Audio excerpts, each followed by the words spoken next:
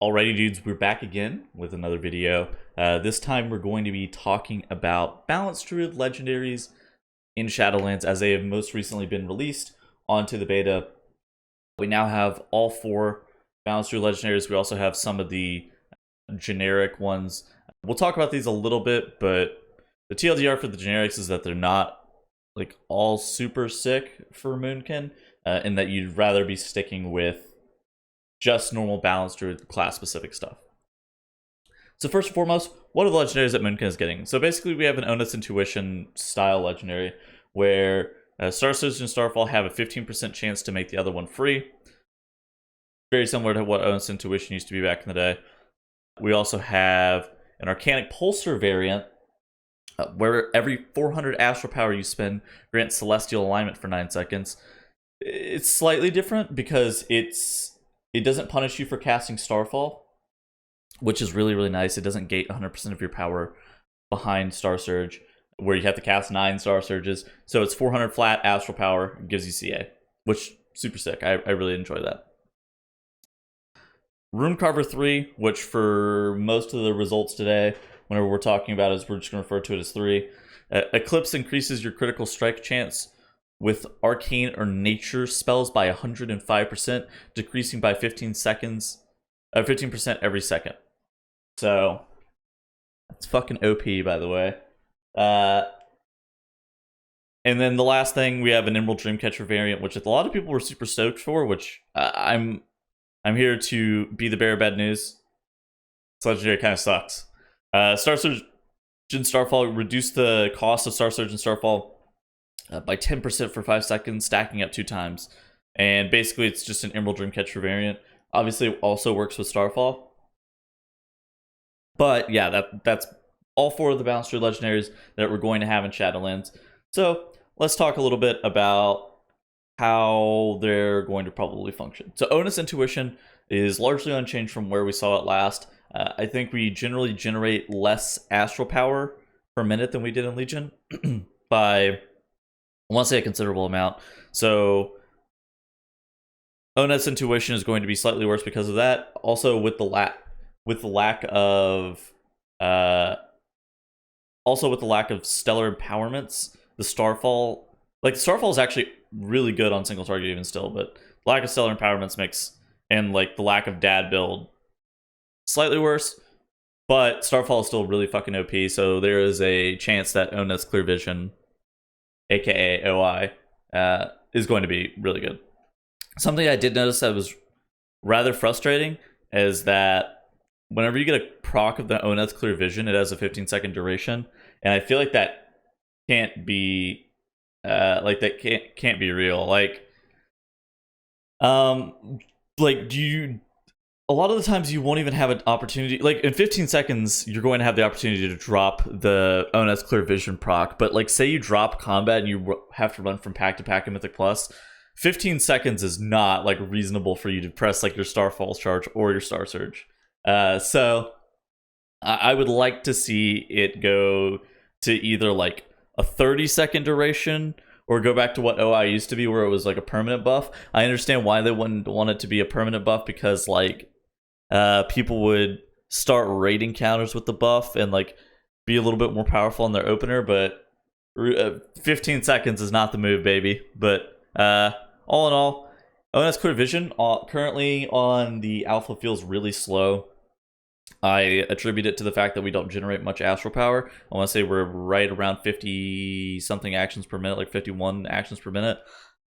So I think the lack of astral power that we're generating, just on a whole, makes OI feel pretty rough.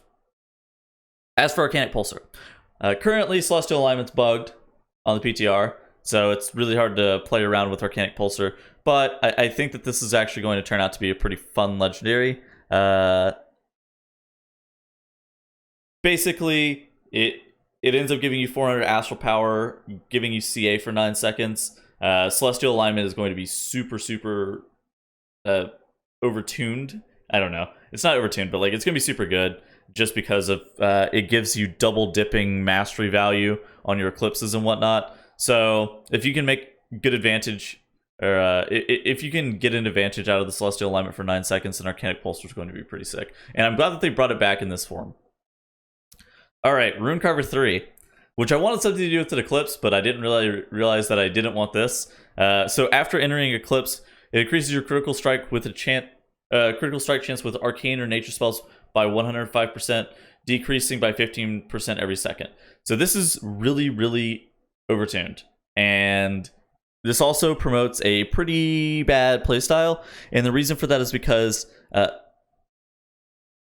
basically Star Surge increases the duration in which you're inside of Eclipse. And with this legendary, you're wanting to cycle eclipses as quickly as possible, thus meaning that, one, star falling on a single target becomes a little bit better. And two, like if you ever have to hold your Star Surge for a substantial period of time because you're trying to cycle your eclipses faster, that just feels really rough. I worry about the longevity of a legendary that's like this, where it promotes you cycling your eclipses as quickly as possible. But we'll see what they end up doing with it. I wonder if this is going to get changed somewhat. I do expect it to get changed, at least on the numbers side. The numbers are like really fucking stupid, but I wonder if there will be more changes to it than that. All right, Emerald Dreamcatcher. God, this is the most watered down version that they could have given for this legendary. Basically, Star Surge and Starfall reduce the cost of Star Surge and Starfall by 10% for 5 seconds, stacking up to 2 times. Star Surge currently on the beta is a 30 Astral Power cast. Starfall on the beta currently is a 50 Astral Power cast. And basically, you're not going to be gaining a ton out of Dreamcatcher. In addition to that, I feel like Emerald Dreamcatcher and Onus Intuition compete almost 1-for-1 in the situations in which they would be good. Like they fill almost the exact same niche, and then it makes you like you're basically just going to take which one is tuned higher between the two of them, which is kind of unfortunate. I kind of wish Emerald Dreamcatcher was something that was a little bit more AoE focused, like a Echoing Stars / Lunar Shrapnel variant. Obviously, it doesn't have to be like exponential AoE, but I think something that would have been a little bit more AoE focused would have been nicer. Right now, as it currently stands, Emerald Dreamcatcher is a significantly watered down version of its former self, and it's going to not be great unless it sees tuning buffs, but again, it still is just like a 1-to-1 competitor versus Oneth Clear Vision, for better or for worse. All right, so with all of that said, let's take a look at the generic legendaries. All right, so first and foremost, we have Runecarver 4. When abilities are on a single target, their effects are increased by 30%. Basically, for Druid, that's Moonfire, or for Balance, that's Moonfire. Moonfire is like a insignificant portion of your damage currently on the beta. I want to say it's like super fucking low. It's like 5% or something stupid. So this legendary, really, really bad. I suspect that right now on the beta, you don't have enough globals to be able to Moonfire, especially since we're in like a Stellar Drift meta, to where I don't believe that we're going to ever take this unless there's like substantial change to how Moonfire functions. Like maybe your best case scenario is like 2 target cleave with twin moons, and maybe you elect to run this legendary, but that's about it. But even then, I don't think it's. I would doubt it sims well right now. All right, Runecarver 3. Your damage over time effects deal their damage in 25% less time, and your healing over time effects occur in 15% less time. Honestly, this is not that bad. I think that this has more likely of a chance for it to be used in 2 target cleave scenarios with twin moons than this Runecarver 4 one with Moonfire. I don't suspect that. I suspect that this is not going to be for balance though. This does not read like a balanced druid thing. All right, Runecarver 1. Effects of Thick Hide, Astral Influence, Feline Swiftness, and Ysera's Gift are increased by 75%. Whenever you shift into your affinity's form, you gain Heart of the Wild for 10 seconds once every minute. All right, this is either going to be the most annoying shit of all time and force us to stance with Feral Affinity equipped, or it's going to be irrelevant and we're never going to take it. So, yeah, that's one of those things. Like, it's just an Echo Wraith Creator Worlds variant. I do wonder, like, maybe there is like a world where you end up taking this and like off heal as like a resto druid on a fight, like legit off heal as a resto druid on a fight, but it would be kind of awkward to do that. That would like is I don't know, man. I don't know the circumstances of what you would actually do that, but I guess that could technically be doable, especially since it grants you Heart of the Wild. But that's the best case scenario. Worst case scenario is that it's Biss, and then you have to swap in a feral form once every minute and just DPS and cat form with Heart of the Wild, which would also suck, but it is what it is. All right. These are the most interesting of the generic legendaries. Every 45 seconds while in combat, cast a spell based on your form. No form, Wild Growth. Cat form, Primal Wrath. Primal Wrath is actually a sick ability, and it is also non-target capped right now.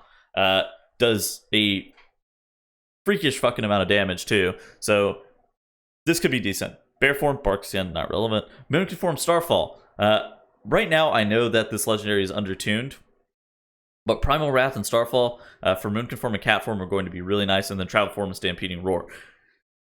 I suspect that this is actually going to probably be a really enticing legendary for Restoration to use to be able to DPS with, just because this grants them a significant amount of AoE via Primal Wrath or Starfall.